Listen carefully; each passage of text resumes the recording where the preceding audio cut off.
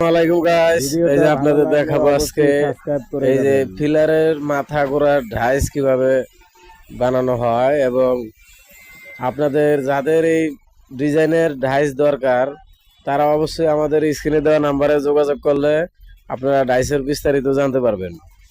তা আমাদের এই ডাইসগুলা যাদের দরকার তারা অবশ্যই আমাদের স্ক্রিনে দেওয়া নাম্বারে যোগাযোগ করলে ডাইসগুলো নিতে পারবেন। যে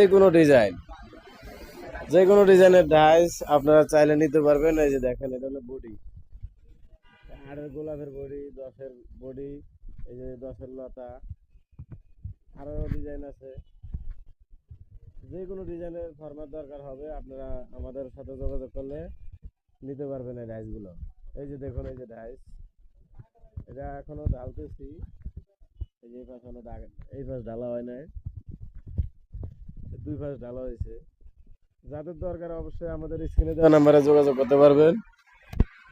দেখুন, ভিতরে আরো দুইটা মাল আছে।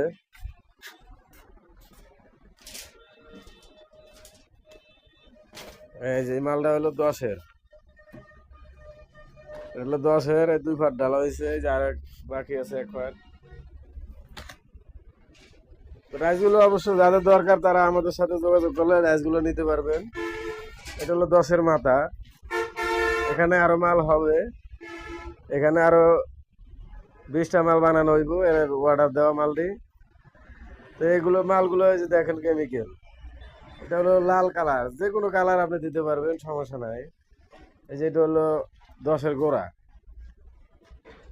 এখানে আরো অনেক ডাইস আছে, নিতে পারবেন যে কোনো ডিজাইনের ডাইস। আপনারা চাইলে আমাদের সাথে যোগাযোগ করলে ডাইসগুলো নিতে পারবেন।